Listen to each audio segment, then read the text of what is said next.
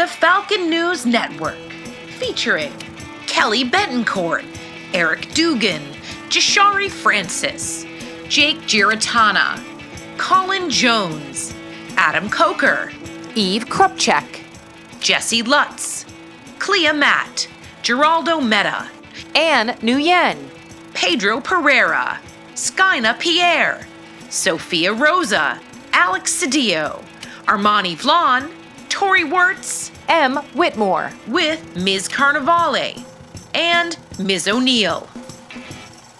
Hello DHS, I'm Adam, and let's get started with the latest episode of Falcon News. The College Board, the creators of the SAT, have come up with a new adversary score to counter the cultural bias of the SATs. The adversary score is a data point that helps colleges identify students who are at a disadvantage taking the test because of their backgrounds. The score is created using 15 different variables, including crime rate, poverty, median family income, and doesn't include race. Use of the score was beta tested in 50 different colleges this past year, and a score is being assigned to all college applicants next year. Archie is his name. On May 6th, the newest member of the British royal family was born weighing 7 pounds and 3 ounces. Shortly after his birth, Prince Harry and Duchess Meghan showed off their newest addition. It's magic. It's pretty amazing, and I have the two best guys in the world, so I'm really happy. He has the sweetest temperament. He's really calm and I don't know where he gets that from. yeah, and he's just been the dream, so it's been a special couple days. Parenting is amazing. It's only been 2.5 days, 3 days. Yeah. But we're just so thrilled to have our own little bundle of joy, and to be able to spend some precious times with him as he slowly starts to grow up. There was a lot of talk about where the baby was born, but that speculation was put to rest with the release of his birth certificate.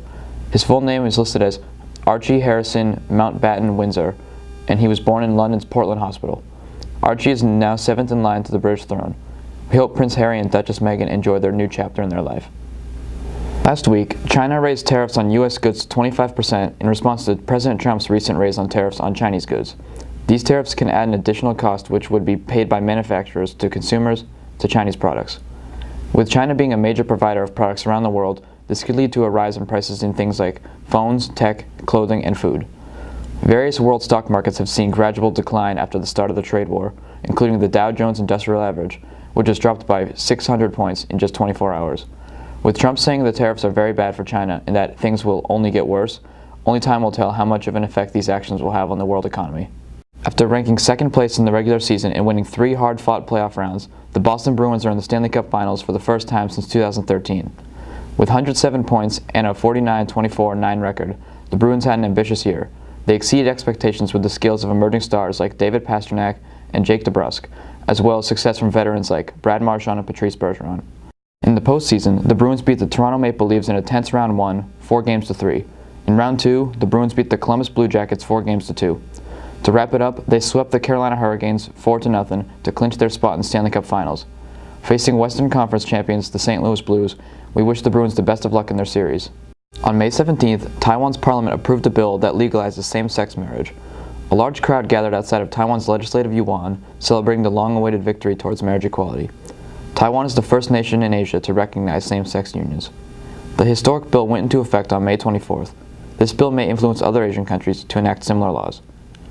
This year marks the 50th anniversary of the Special Olympics in Massachusetts. And on May 23rd, athletes from across the North Shore came together for the Special Olympics Danvers Day Games. This was the 13th annual Special Olympics hosted at Danvers High School. This event promotes inclusion and acceptance by allowing those with intellectual and developmental disabilities to realize their potential to compete in athletic events. K-12 students from over a dozen nearby schools participated in track events, throwing competitions, football, parachute activities, kickball, soccer, jumping events, and an obstacle course. Thanks for everyone for making this year's Special Olympics Danvers Day Games a success. Here's to next year. Earlier this month, a heroic school bus driver in central New York prevented a student from getting hit by a car.